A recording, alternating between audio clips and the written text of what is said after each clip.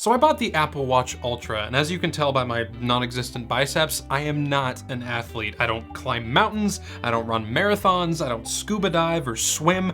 I don't even like to go outside most days. But despite all of that, I still think the Apple Watch Ultra is worth it for me for a lot of different reasons. I've been seeing lots of coverage out there on this watch from other YouTubers and journalists that talk about how this watch is in a very niche category and how it's kind of hard to recommend to people that aren't adventurers or athletes. And I get it, even if you just look at the price of the Ultra, it's a kind of hard sell for a lot of people. But that doesn't necessarily mean that you should look elsewhere.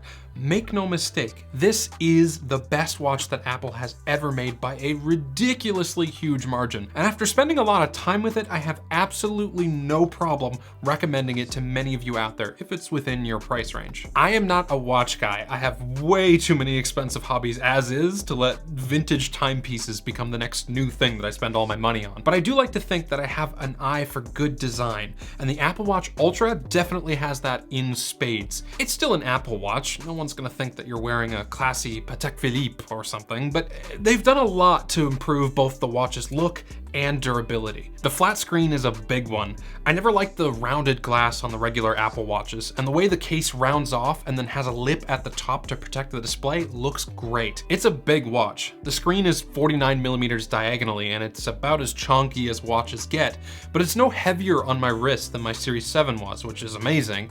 I think my favorite part of the design though is the section for the crown and power button. It has this titanium shield that the power button is set into, and it wraps around the crown to make it harder to press or spin accidentally. The crown also has a much more firm and smooth rotation to it.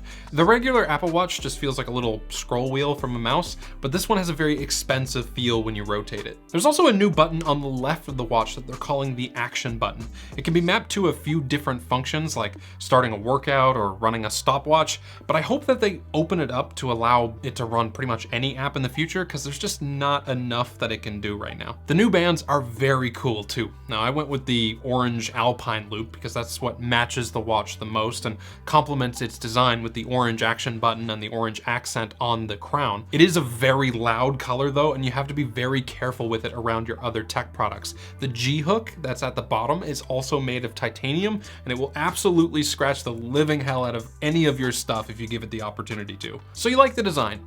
Great.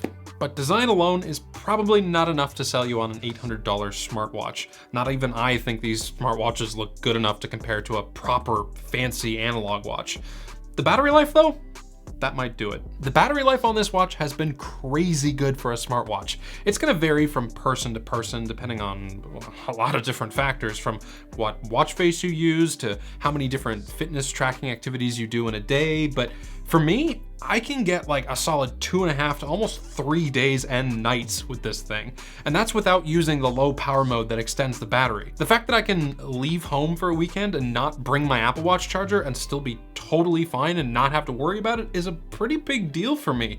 I don't like having to charge my tech every single night, and this is the only Apple Watch that I've owned that can get around that. The physical battery in this thing is 76% larger than the biggest Series 8 Apple Watch, so the great battery life isn't really surprising, but it's definitely welcome. That's probably why the watch is so darn big, but I'll tell you what, I'm really glad it is. The 4mm screen size difference doesn't sound that big on paper when you compare it to the 45mm Series 8, but on your wrist, it feels like a Pip-Boy 3000 from Fallout.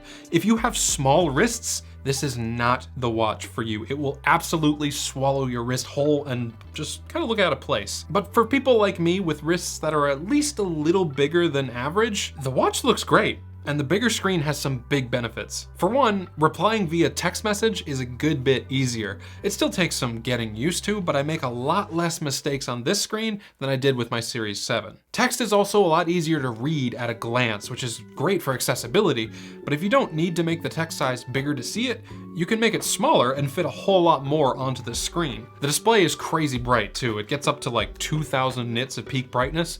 And listen, my Series 7 was fine outdoors. You could read it no problem in bright daylight, but the Ultra just takes it to a whole new level. It doesn't even look dim at all, even when the sun is just beating straight down on it. If you've completely lost your mind, you can even watch YouTube videos on this bigger screen with an app called WatchTube.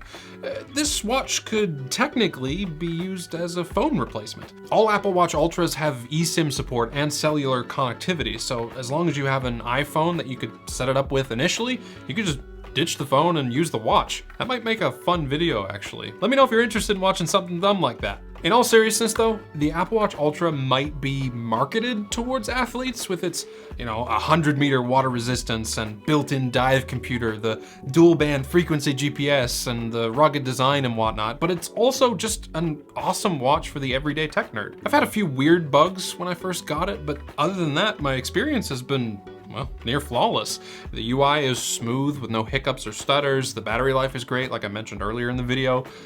It looks awesome, which is great for a watch. And if I ever decide to start climbing mountains tens of kilometers out in the wilderness, I think I'm pretty covered. Can the Apple Watch 6, 7, and 8 do most of the stuff that the Ultra can do? Yeah. But if you're after the best watch that Apple can offer, it is the Ultra. No question about it. And I'm happy that I bought it. Hope you liked the video. Thanks for watching. And as always, have a great day.